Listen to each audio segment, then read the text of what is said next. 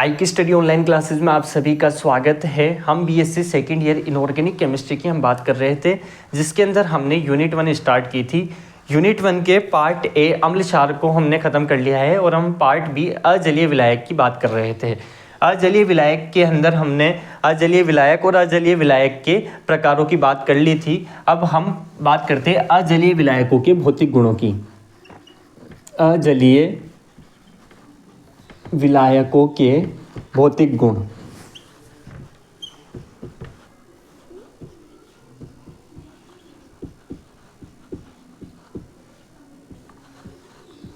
भौतिक गुण तो भौतिक गुणों के अंदर हम पहले गलनांक और क्वथनांक को लेते हैं।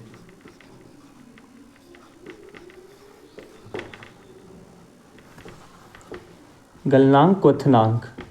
तो गलनांक और क्वथनांक क्या होता है कि गलनांक वह ताप जिस पर कोई ठोस द्रव अवस्था में परिवर्तित हो जाता है उस पदार्थ का गलनांक कहलाता है, और वह ताप जिस पर कोई द्रव गैस अवस्था में परिवर्तित हो जाता है उस पदार्थ का क्वथनांक कहलाता है। अब बात करते हैं विलायक की। तो विलायक के अंदर क्या होता है ना कि कोई भी पदार्थ विलायक तब कहलाएगा जब वो द्रवीय अवस्था के अंदर होता है। ठीक है, अगर वह कोई पदार्थ है वो ठोस अवस्था में है तो वो विलायक का काम नहीं करेगा। ठीक है, और कोई पदार्थ है जो गैसीय अवस्था में है तो वो भी किसका काम नहीं करेगा, विलायक के समान काम नहीं करेगा। तो विलायक के लिए आवश्यक है कि वह हमेशा क्या रहे, जलीय अवस्था में रहे। तो गलनांक और क्वथनांक क्या होगा, अगर द्रवीय अवस्था के बराबर होगा या द्रवीय अवस्था के अंदर विलायक को रखता है तो वही तभी वह अजलीय विलायक कहलाएगा। ठीक है, प्रत्येक पदार्थ केवल गलनांक और क्वथनांक के मध्य ही द्रव अवस्था में पाया जाता है, अतः इस ताप परास को उस पदार्थ की द्रव परास कहते हैं। ठीक है, प्रत्येक पदार्थ के लिए आवश्यक है कि वह हमेशा अपने गलनांक और क्वथनांक के मध्य ही रहे, उस पदार्थ की द्रव परास कहते हैं, तथा इसी ताप परास के मध्य वह पदार्थ विलायक के रूप में कार्य करता है। जैसे कि समझते हैं कि H2O है, H2O है, इसकी ताप परास है कि यह 0 डिग्री सेंटीग्रेड से 100 डिग्री सेंटीग्रेड रहेगा ना। जब भी जल का ताप 0 डिग्री सेंटीग्रेड से 100 डिग्री सेंटीग्रेड के मध्य रहेगा ना, तभी जल जो रहेगा वो द्रवीय अवस्था के अंदर रहेगा। ताप परास का मतलब कैसे समझते हैं, शोले फिल्म सभी ने देखी है। शोले फिल्म के अंदर वो गब्बर था, तो गब्बर कहता था यहाँ से 50-50 कोस दूर जब कोई बच्चा रोता है तो उसकी माँ कहती है मत रो वरना गब्बर आ जाएगा। तो इसमें 50-50 कोस दूर था ना, तो 50-50 कोस दूर का मतलब था कि गब्बर की परास है ये, कि यहाँ से 50-50 कोस दूर रहेंगे ना तभी बच्चा अगर रोएगा तो उसकी माँ कहेगी कि भैया मत रो वरना गब्बर आ जाएगा। और अगर 50 कोस से दूर हो जाए, मतलब 100 कोस हो जाए या ऐसा कुछ हो जाए तो गब्बर नहीं आएगा। मतलब समझने वाली बात यह है कि गब्बर की परास है 50-50 कोस दूर, उसी तरह जल की परास है कि 0 डिग्री सेंटीग्रेड से 100 डिग्री सेंटीग्रेड के मध्य ही रहेगा ना, तभी जो जल रहेगा वो द्रवीय अवस्था के अंदर पाया जाएगा। 0 डिग्री सेंटीग्रेड के अंदर जो H2O होता है ना वो बर्फ की फॉर्म में रहता है। ठीक है, और 100 डिग्री सेंटीग्रेड से ऊपर चले जाते हैं तो यह H2O वेपोराइज हो जाता है, यानी वेपर के रूप में परिवर्तित हो जाता है, मतलब गैसीय अवस्था में चला जाता है।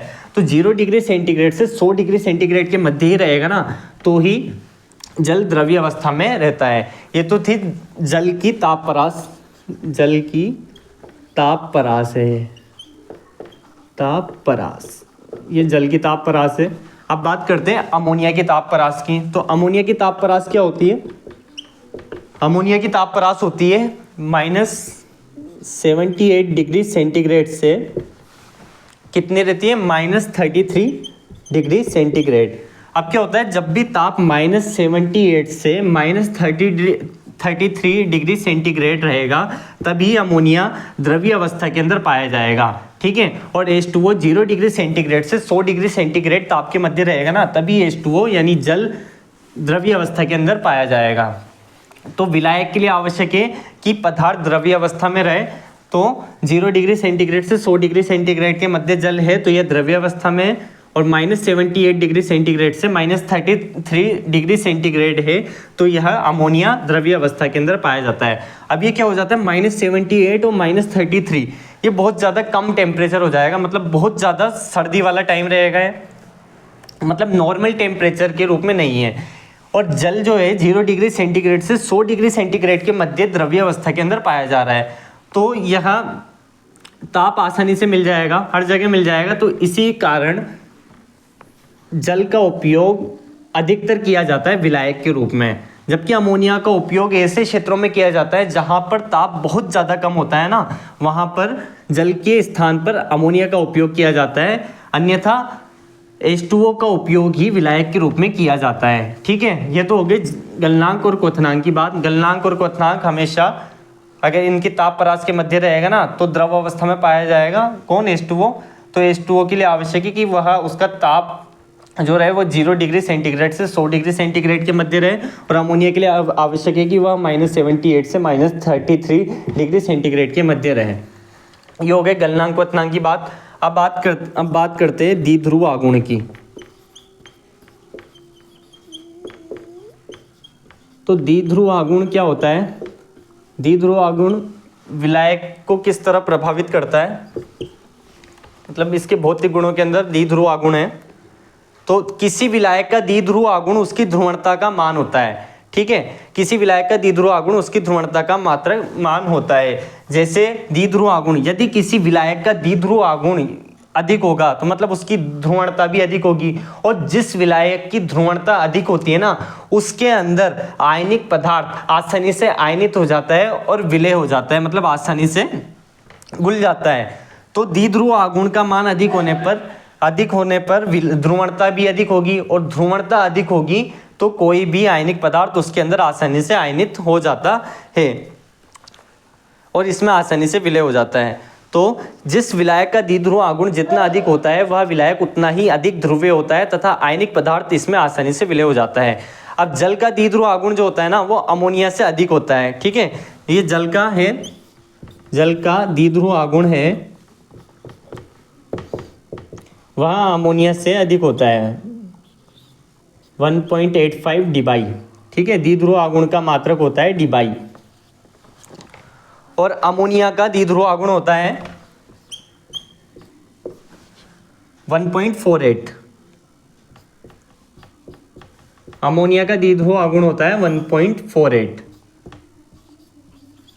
तो 1.85 डिबाई अधिक है 1.48 डिबाई से, तो जल का द्विध्रुव आघूर्ण ज़्यादा है, मतलब जल के अंदर आयनिक पदार्थ आसानी से विलय हो जाएगा। इस कारण द्विध्रुव आघूर्ण जल का अधिक होने के कारण जल का उपयोग अधिक विलायक के रूप में किया जाता है, अधिकतर विलायक के रूप में किया जाता है, और इसके बाद में अमोनिया का उपयोग किया जाता है। ये तो हो गई द्विध्रुव आघूर्ण की बात। अब बात करते हैं पराविद्युतांक की। ठीक है, पराविद्युतांक की बात करते हैं।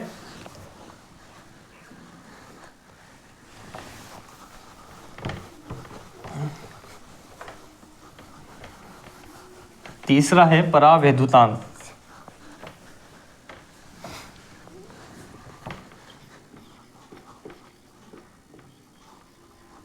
तो परावैद्युतांक क्या होता है? परावैद्युतांक को हमने फिजिक्स के अंदर भी पढ़ा है, 12th क्लास की फिजिक्स के अंदर परावैद्युतांक को पढ़ते हैं। तो परावैद्युतांक क्या होता है कि परावैद्युतांक की सिंपल परिभाषा है कि विपरीत आवेशित आयनों को आकर्षित करने की क्षमता परावैद्युतांक कहलाती है। जैसे मान लीजिए ये विलायक के रूप में हमने H2O ले रखा है, ये विलायक है, इसके अंदर इसको हमने विलायक के रूप में H2O को लिया हुआ है, तो इसके अंदर कौन से आयन होंगे? H+ और OH- आयन होंगे। ठीक है, और एक विलय यानी NaOH जिसको हमने विलय के रूप में लिया है, इसको हम विलायक के अंदर डालने वाले हैं। तो इस NaCl है, यह विलय है, H2O तो विलायक है और NaCl विलय है। हम इसको विलय के रूप में लिया है हमने NaCl को। तो विपरीत आवेशित आयनों को आकर्षित करने की क्षमता क्या कहलाती है? परावैद्युतांक कहलाती है। अब Na+ और ये Cl- होगा। ठीक है, जब NaCl अपने आयनों में टूटेगा तो यह Na+ और Cl- आयनों के अंदर टूट जाएगा। तो OH- आयन जो होगा ना वो तो NaOH को आकर्षित करेगा, और H+ जो रहेगा ना वो Cl- आयन को अपनी ओर आकर्षित करेगा। ठीक है, अब ये जो विपरीत आवेशित आयन जो हो रहे हैं ना, विपरीत आवेशित आयन को आकर्षित करने की क्षमता ही क्या कहलाती है? परावैद्युतांक कहलाती है। अब इसको फिजिक्स के रूल से समझते हैं। तो परावैद्युतांक क्या होता है? इसको पढ़ने के लिए हम सबसे पहले कूलाम के नियम की बात करते हैं। तो कूलाम ने क्या बताया था, जब भी दो आवेश रहेंगे Q1 और Q2 है, वो r दूरी पर अगर स्थित है, तो इन दोनों आवेशों के मध्य लगने वाला आकर्षण बल जो रहेगा वो इन दोनों आवेशों के मध्य की दोनों आवेशों के परिमाण के गुणनफल के समानुपाती होता है। क्या दोनों आवेशों के गुणनफल के परिमाण के समानुपाती होता है। ठीक है, ये समानुपाती है Q1 और ये Q2 हो जाएगा। इन दोनों के गुणनफल के समानुपाती हो गया, इनके परिमाणों के गुणनफल के समानुपाती होता है, और इनके मध्य की दूरी के वर्ग के व्युत्क्रमानुपाती होता है। ठीक है, ये होता है, ये कूलाम का नियम है कि दोनों आवेशों के परिमाण के गुणनफल के समानुपाती होता है और दोनों आवेशों के मध्य की दूरी के वर्ग के व्युत्क्रमानुपाती होता है। ये कूलाम का नियम है। तो इक्वेशन नंबर 1, इक्वेशन 2, तो दोनों को करेंगे, मिलाएंगे तो क्या होगा, 1 अपॉन ये Q1 upon Q2 upon r² हो जाएगा। अब ये समानुपाती का हटाते हैं तो यहाँ पर क्या आता है, नियतांक या स्थिरांक आता है। तो ये नियतांक आता है यहाँ के Q1 Q2 अपॉन r², ये हो जाता है। ठीक है, अब यहाँ पर k की वैल्यू रखते हैं तो k का मान क्या होता है, f अपॉन 1 अपॉन 4 पाई f/0 Q1 Q2 upon r²। देखिए यहाँ पर जो हमने ये Q1 और Q2 जो रखे हुए हैं, यह निर्वात के अंदर है। किसके अंदर है, निर्वात या वायु के अंदर है, मतलब इसके अंदर कोई माध्यम उपस्थित नहीं है, यह निर्वात है। निर्वात होगा या वायु होगा। तो वायु जब हमने लिखा है तो यहाँ पर क्या आया है, f/0 आया है। इसको बोलते हैं विद्युतशीलता। क्या बोलते हैं, विद्युतशीलता। विद्युतशीलता होती है। ठीक है, f/0 क्या होती है, विद्युतशीलता होती है। इसका मान होता है 8.85 into 10⁻⁻12 Newton upon coulomb square, ऐसे कुछ होता है इसका मात्रक। ठीक है, तो ये तो होती है विद्युतशीलता। ये किसके अंदर है, निर्वात के अंदर है। और यही अगर क्या होता है, अगर इन दोनों ये Q1 या Q2 को किसी माध्यम के अंदर अगर रखा हुआ है तो इन दोनों के मध्य जो लगने वाला बल होगा ना, वो अब निर्वात की विद्युतशीलता के बराबर नहीं रहेगा। यहाँ पर निर्वात की विद्युतशीलता नहीं आएगी, यहाँ पर आएगी माध्यम की विद्युतशीलता। ठीक है, तो माध्यम की विद्युतशीलता क्या होगी, 4 पाई एप्सिलॉन Q1 और Q2 अपॉन r², ये रहेगा यहाँ पर। ठीक है, यहाँ पर तो क्या था, निर्वात था, और यहाँ पर हमने मान लीजिए ये अलग से एक आवेश है, ये Q1 और Q2 है, Q1 और Q2 है। यहाँ पर हमने कुछ ना कुछ माध्यम रखा हुआ है। ठीक है, इसके अंदर माध्यम नहीं है, यहाँ निर्वात है, जबकि यहाँ पर कुछ ना कुछ माध्यम है। तो इसके मध्य, इन दोनों आवेशों के मध्य जो बल लगेगा वो रहेगा F/Q1 Q2 अपॉन r² और नीचे रहेगा 4 पाई एप्सिलॉन। ठीक है, एप्सिलॉन नोट नहीं है यहाँ पर, जब क्योंकि ये निर्वात का था और ये माध्यम का है। तो अब क्या होता है ना, एक होता है f/r, जिसको बोलते हैं आपेक्षिक विद्युतशीलता या फिर पराविद्युतांक। इसकी वैल्यू होती है एप्सिलॉन अपॉन एप्सिलॉन नोट। क्या होता है, माध्यम की विद्युतशीलता और निर्वात की विद्युतशीलता का अनुपात जो होता है वो आपेक्षिक विद्युतशीलता कहलाता है। ठीक है, अब क्या होगा, ये इधर चल जाता है तो यहाँ पर बनता है एप्सिलॉन बराबर होता है f/r और एप्सिलॉन नोट के बराबर हो जाता है ये। तो नीचे क्या आ रहा है, एप्सिलॉन का मान क्या आ रहा है, एप्सिलॉन r और एप्सिलॉन नोट आ रहा है यहाँ पर से। ठीक है, तो इसका नाम क्या है, पराविद्युतांक होता है। ये होता है एप्सिलॉन पराविद्युतांक होता है, ये होता है पराविद्युतांक, एप्सिलॉन पराविद्युतांक होता है। तो ये क्या हुआ, ये कब आया कि पराविद्युतांक तब आया है यहाँ पर जब हमने कुछ ना कुछ इन दोनों के मध्य कुछ ना कुछ माध्यम रखा है। ठीक है, ये पराविद्युतांक इंटू निर्वात की विद्युतशीलता तब आई है जब यहाँ पर हमने पराविद्युतांक रखा है। अब क्या होता है ना, पराविद्युतांक किस तरह से प्रभावित करेगा विलायक के भौतिक गुणों को, इसको समझते हैं। आप यहाँ तक स्क्रीनशॉट ले लो। अब पराविद्युतांक किस तरह से समझते हैं, पराविद्युतांक को कि ये किस तरह प्रभावित करने वाला है। मान लीजिए कि NaCl को हमने H2O के अंदर डाला था, तो H2O क्या हो गया, यहाँ पर माध्यम हो गया, और NaCl ये हो गया। ठीक है, Na+ और Cl- है, ये तो हो गया विलय, और इसका जो माध्यम था वो H2O हो गया। तो Na और Cl के मध्य जो बल लगेगा उसका मान क्या रहेगा, कि Q1 यानी NaCl का और Q2 मतलब Cl का अपॉन R² रहेगा। तो F बराबर क्या हो जाएगा, 1/4 पाई एप्साइलन। अभी इसको हमने जल वाले माध्यम में रखा हुआ है, तो ठीक है, एप्साइलन Q1 और Q2 अपॉन R²। तो एप्साइलन का मान क्या रहेगा, अब जल है तो जल के लिए एप्साइलन R है 1/4 पाई, यहाँ पर इस तरह से भी लिख सकते हैं epsilon R into epsilon 0 Q1 और Q2 अपॉन R² है ना, R², इस तरह से। अब क्या बोल रहे हैं, परावैद्युतांक अब नीचे की तरफ है, तो हमें ऐसा पदार्थ है, अभी हमने जल अभी नहीं जल लिया हुआ है मान लीजिए, तो जल का परावैद्युतांक जो होता है ना वो सबसे अधिक होता है, जल का परावैद्युतांक सबसे अधिक होता है 81 होता है, ठीक है, जल का परावैद्युतांक सबसे अधिक होता है वो 81 होता है। तो जल का परावैद्युतांक अधिक है, तो यहाँ पर 81 नीचे की ओर बढ़ रहा है, जब भी नीचे की ओर बढ़ेगा तो ऊपर की ओर क्या होगा, ये घटेगा, कि जब भी भिन्न वाली संख्याओं के अंदर अंश यानी अंश ऊपर का होता है और हर नीचे का होता है, तो हर के मान में वृद्धि होती है, तो जो ये संख्या रहेगी ना मेन, इसके मान में कमी आती है। तो नीचे यानी ये एप्सिलॉन R इसका मान है 81, ठीक है, जब इसके मान में वृद्धि होगी तो इसके मान में कमी आएगी। अब F के मान में कमी किस किस के मध्य आ रही है, Na और Cl के मान के अंदर, मतलब मध्य जो बल लग रहा है ना, इन दोनों के बलों के मान में कमी आ रही है। Na+ और Cl- के मध्य जो आकर्षण बल है, विपरीत आवेशित आयनों का आकर्षण बल है, उन दोनों के मान के अंदर कमी आ रही है, और कमी आने की वजह से यह एक दूसरे से क्या करेंगे, बल के मान में कमी आ रही है, तो Na+ और Cl- क्या होगा, इस माध्यम में, मतलब जिस माध्यम की विद्युतशीलता या परावैद्युतांक अधिक होता था ना, उस माध्यम के अंदर आसानी से विलय हो जाएगा, ठीक है।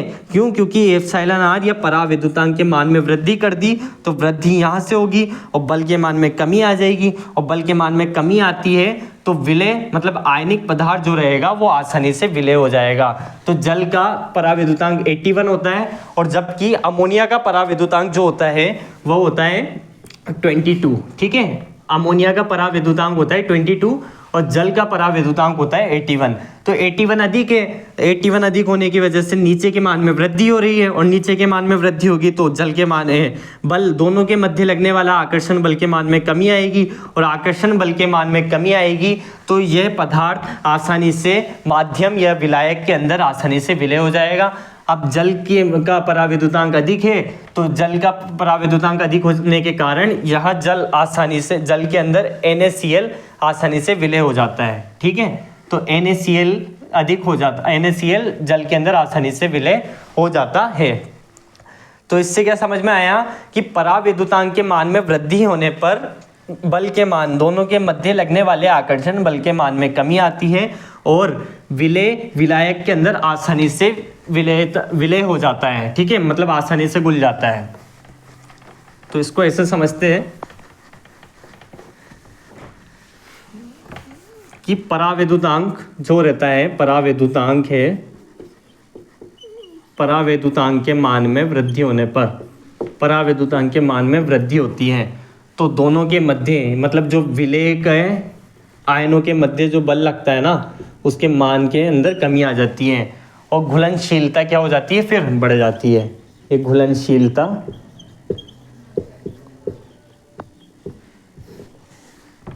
बढ़ जाती है, ठीक है। परावैद्युतांक अधिक होगा तो दोनों के मध्य बल कम लगेगा, और बल कम लगेगा तो घुलनशीलता के मान में वृद्धि हो जाएगी, ठीक है। ये हो गया परावैद्युतांक। अब बात करते हैं अगली प्रोटॉन बंधुता की। प्रोटॉन बंधुता, ठीक है, अगला प्रोटॉन बंधुता। अब प्रोटॉन बंधुता क्या होता है, H+ या फिर प्रोटॉन को ग्रहण करने की क्षमता ही प्रोटॉन बंधुता कहलाती है, या फिर विलायक के अणुओं द्वारा H+ ग्रहण करने की प्रवृत्ति को प्रोटॉन बंधुता कहते हैं। जिस विलायक की प्रोटॉन बंधुता अधिक होती है ना, वह विलायक क्षार के समान व्यवहार करता है। मतलब क्या होता है, प्रोटॉन को ग्रहण करने की प्रवृत्ति क्या कहलाती है, प्रोटॉन बंधुता कहलाती है, जैसे H2O है प्लस H प्लस को ग्रहण कर लेता है, तो ये क्या बनाता है H3O प्लस। तो इसके द्वारा H प्लस को ग्रहण कर लिया गया है, तो इसकी क्या हो गई, ये प्रोटॉन बंधुता हो गई। मतलब H प्लस को ग्रहण करने पर मुक्त होने वाली ऊर्जा, ठीक है, सॉरी, जिस विलायक के प्रोटॉन बंधुता अधिक होती है वह विलायक क्षार के समान व्यवहार प्रदर्शित करता है। अमोनिया के द्वारा H प्लस को ग्रहण किया जाता है तो अमोनियम का निर्माण हो जाता है। अब इस क्या होता है ना, जिस विलायक की प्रोटॉन बंधुता अधिक होती है ना वह विलायक क्षार के समान व्यवहार दर्शाता है। अब क्या होता है, अमोनिया की जो प्रोटॉन बंधुता है, अमोनिया की प्रोटॉन बंधुता का मान जो रहता है वह H2O से अधिक होता है। अमोनिया की प्रोटॉन बंधुता का मान H2O से अधिक होता है, इस कारण अमोनिया क्या रहता है, अमोनिया क्षार होता है। बस ये समझना है कि जिसकी प्रोटॉन बंधुता का मान अधिक होगा वह क्षार होगा, ठीक है। अतः द्रव अमोनिया विलायक की अपेक्षा अधिक क्षारीय होता है, ठीक है। द्रव अमोनिया जो होता है या लिक्विड अमोनिया है, यह विलायक की अपेक्षा यानी जल की अपेक्षा जो रहता है वह अधिक क्षारीय होता है, क्योंकि इसकी प्रोटॉन बंधुता का मान अधिक होता है। मान लीजिए क्वेश्चन आ जाए कि अमोनिया अधिक क्षारीय होता है जल की अपेक्षा, तो इसका आंसर है कि अमोनिया की प्रोटॉन बंधुता का मान अधिक होता है जल की तुलना में, इस कारण अमोनिया अधिक क्षारीय प्रवृत्ति दर्शाता है, ठीक है। अब आगे अगली क्लास में बात करेंगे इसके रासायनिक गुणों की। हमने भौतिक गुणों की बात कर ली है, अब आगे रासायनिक गुणों की बात हम अगली क्लास में करने वाले हैं, ठीक है।